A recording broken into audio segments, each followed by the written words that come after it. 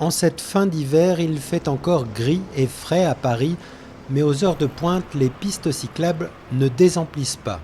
Vélo personnel ou bien en autopartage, mécanique ou à assistance électrique, les cyclistes de la capitale, qu'ils soient des adeptes de toujours ou de récents convertis, adorent pédaler. Je suis bien sur mon vélo, sur ma bicyclette, je suis toujours à l'heure, je fais du sport, je dépasse les autos et je pollue pas. Moi j'habite en Seine-Saint-Denis et voilà, tout le monde s'y met petit à petit, mais ça va dans le mieux quoi. Il y a plus de pistes de cyclables, c'est plus agréable, c'est plus pratique. Voilà, il y a eu un problème avec les grèves, mais là ça va mieux.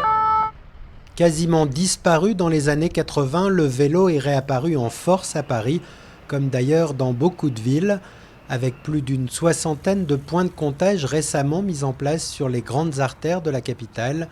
On peut mesurer au jour le jour le nombre de passages des vélos. Quand vous avez comme boulevard Sébastopol, par exemple, plus de 5000 vélos qui passent par jour, c'est-à-dire plus de 400 vélos par heure, c'est-à-dire chaque minute près d'une dizaine de vélos qui passent, effectivement, ça devient visible.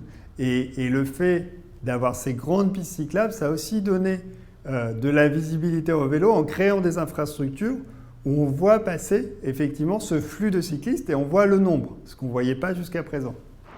On compte aujourd'hui environ 1000 km de pistes cyclables dans Paris, alors qu'il y en avait à peine 5 au milieu des années 90. Mais ça reste proportionnellement 6 fois moins qu'à Strasbourg. Et puis l'élargissement du réseau ne fait pas que des émules. Marc de Stopani tient l'une des plus anciennes boutiques de vélos à Paris. Pour lui, le saucissonnage de la chaussée n'est pas une réussite. Les pistes cyclables, même boulevard Sébastopol, cette espèce de...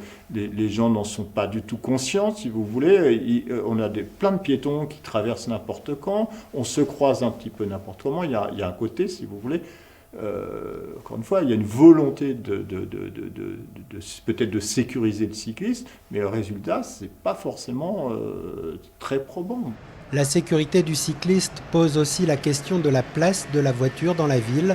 Si le trafic automobile a certes diminué de moitié ces 20 dernières années, Paris reste une ville très embouteillée et le lobby de la voiture n'a pas dit son dernier mot. Il y a eu fin janvier un débat avec les principaux candidats à la ville de Paris, ils sont pratiquement tous venus, sauf Rachida Dati, mais sinon ils étaient tous là, pour parler de vélo, pour annoncer leurs projets, pour dire comment ils voulaient développer le vélo, donc c'était très intéressant. En cette fin de campagne, je suis un petit peu plus circonspect. Je constate qu'on parle de nouveau beaucoup de l'accès en voiture. C'est un petit peu moins, on a un peu moins cette impression de consensus sur ce sujet-là. Et pourtant, si Paris veut un jour se donner de vrais airs de ville nordique, il faudra bien limiter drastiquement la place et la vitesse de la voiture. C'est à ce moment-là qu'on pourra vraiment parler du vélo comme de la petite reine.